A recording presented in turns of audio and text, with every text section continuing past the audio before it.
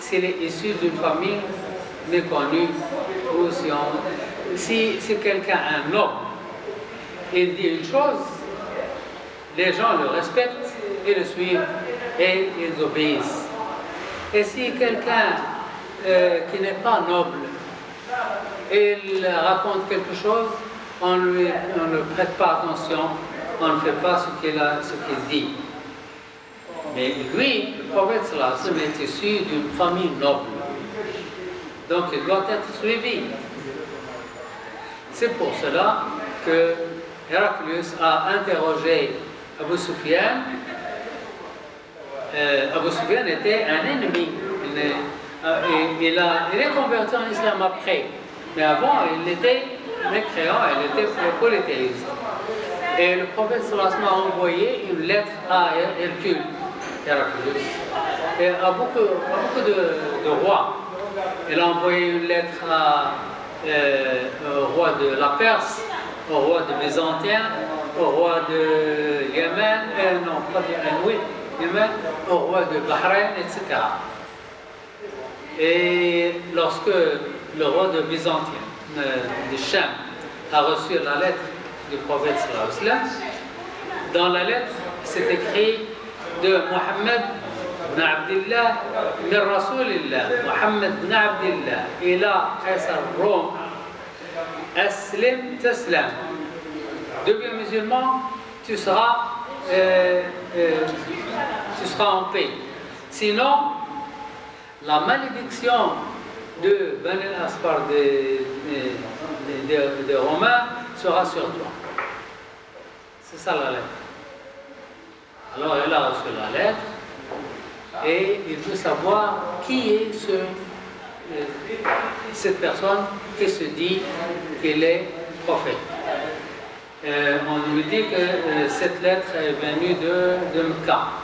Alors il demande ses jasons, est-ce qu'il y a des gens de Mecca ici? Ils disent oui, il y a des marchands de Mecca. Il dit, allez, ramenez-les. Et les soldats ont ramené tous les marchands qui sont venus de Mecca. Et parmi eux, il y a Abu Sufyan. C'est lui le plus noble, parce que c'est lui le plus noble parmi les marchands. Ils sont venus chez Héraclius et dit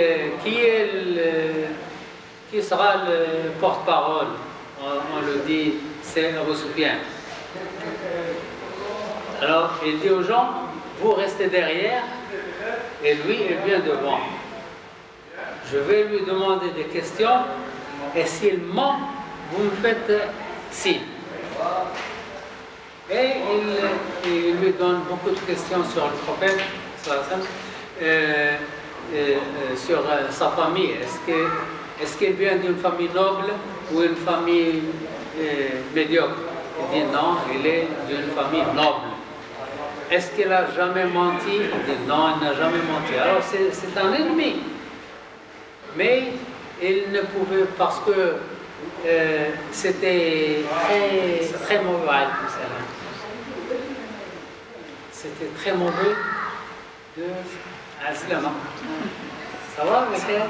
Al-Islam.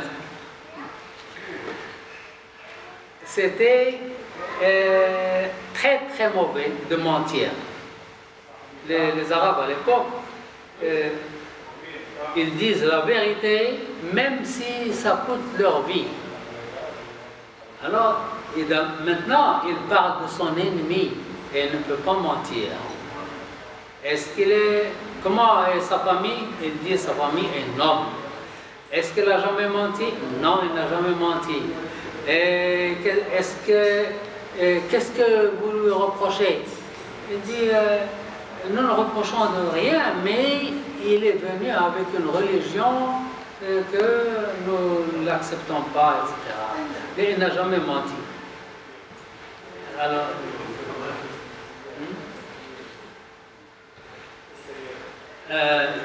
Héraclius a dit, quel rang sa famille occupe-t-il parmi vous? Il dit, elle jouit d'une grande considération, elle est respectée, une famille respectable.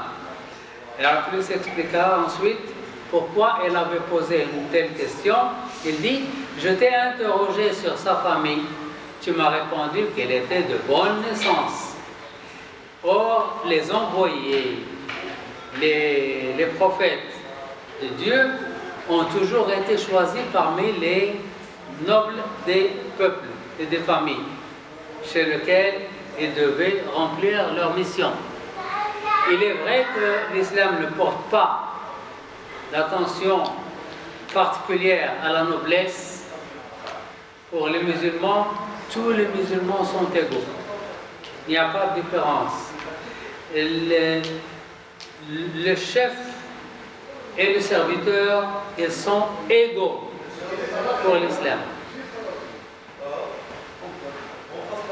Car ce sont les actions de l'individu qui sont considérées. Le prophète sallallahu alayhi wa sallam a dit, il n'y a pas de différence entre un blanc et un noir, entre un arabe et un non-arabe. Il n'y a pas de différence entre qui que soit, sauf de la piété. La différence, c'est la piété. Le plus pieux est le plus aimé par Allah subhanahu wa ta'ala. Voilà. Donc, la différence, c'est le comportement, c'est la droiture. Le plus droit est plus aimé par Allah. Allah subhanahu wa ta'ala, il ne regarde pas au visage, il ne regarde pas à l'argent, il ne regarde pas au bien ou à la puissance, etc. Non, il regarde la droiture et la bonté du cœur. Alors, dans un hadith authentique, le prophète sallallahu alayhi wa sallam a dit, le meilleur d'entre vous à l'époque pré-islamique devient le meilleur d'entre vous en islam dès lors que l'on saisit son sens. S'il était noble pendant la pré-islam, il est noble ici dans l'islam. S'il est respecté avant l'islam, il doit être respecté en islam. Et la différence, c'est selon la droiture. Le plus droit est plus aimé, plus respecté.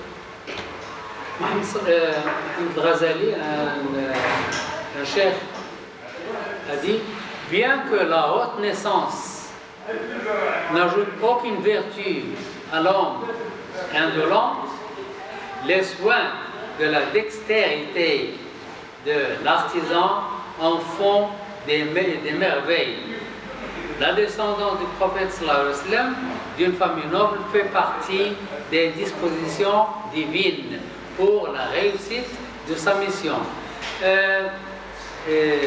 Il doit être d'une famille noble pour que personne ne peut l'insulter de quoi que ce soit.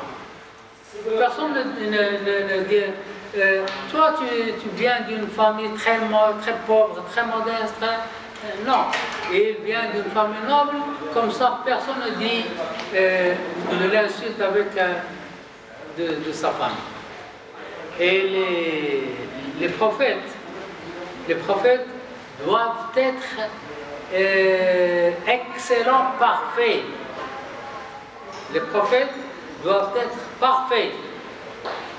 C'est-à-dire, ils ne mentent jamais, ils ne volent jamais, ils ne font rien, ils ne boivent pas de l'alcool jusqu'à ce qu'ils deviennent sourds et puis ils font des bêtises, etc. pour que personne ne trouve quoi que ce soit pour les faire mal. Qu'est-ce qu'on peut dire?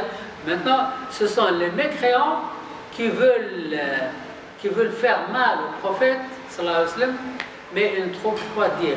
Ils ne peuvent pas dire qu'il est menteur, ils ne peuvent pas dire qu'ils viennent d'une famille adultère, par exemple, où ils ne trouvent rien à dire. Au contraire, avant la révélation, on l'appelait As-Sadiq al-Amin, le véridique, le loyal. C'est ça son surnom. Où est-ce qu'il est passé, le véridique, le loyal? Il est passé par là. Et une fois, une femme voulait faire une enceinte, une bonne odeur à Al-Kaaba, et elle allume du feu, et elle n'a pas fait attention, elle a brûlé le Kaaba. D'accord, elle a brûlé le Kaaba. Alors, les gens de Quraysh ont décidé de détruire le Kaaba parce qu'elle est brûlée. Il faut la détruire et la renouveler. Après beaucoup de discussions, ils ont peur de la détruire au début. Puis c'est Walid ibn Mughira, le père de Khalid. Il dit, écoutez, je vais commencer à détruire le Kaaba. Si quelque chose de mal m'arrive, vous arrêtez. Si rien ne m'arrive, vous venez m'aider. Elle a commencé, rien n'arrive, alors les gens sont venus et ils l'ont aidé. Ils ont reconstruit le Kaaba. Ils confrontent un problème. C'est le Hajar al-Aswad, la pierre noire.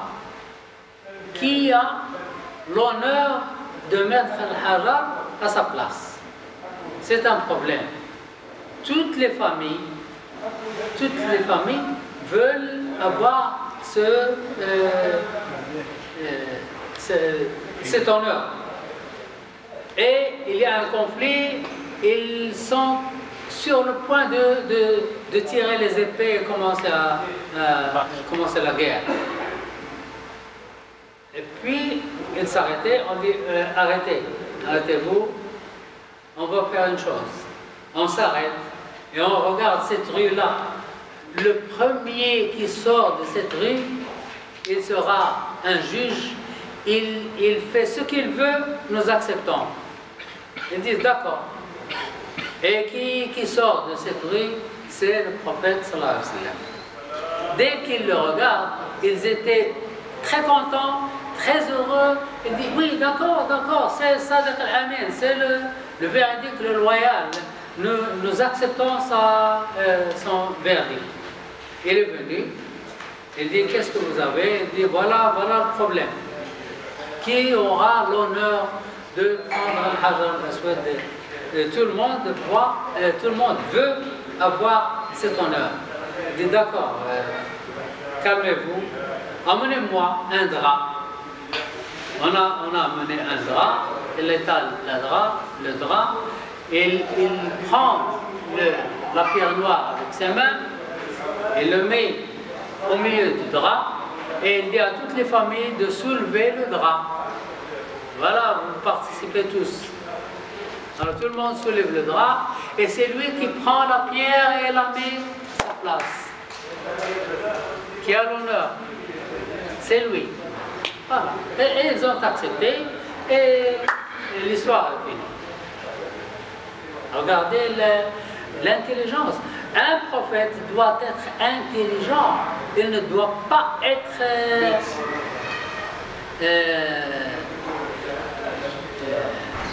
faible mental. Non. Il faut que personne ne trouve un point faible. Un prophète ne doit pas avoir un point faible. Ça, c'est pour tous les prophètes. Tous les prophètes n'ont pas un point faible. Tous les prophètes sont parfaits, le parfait humain. Le parfait absolu, c'est Allah subhanahu wa ta'ala. Mais le parfait humain, les prophètes sont parfaits, le parfait humain.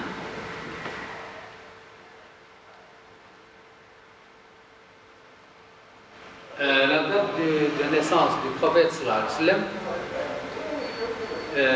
il est né dans la demeure d'Abu Talib, dans la maison d'Abu Talib. Qui est Abu Talib? Non, pas Abu Talib, Abu Abd Muttalib. Abd Muttalib, son grand-père, il est né dans la maison de Abd Muttalib.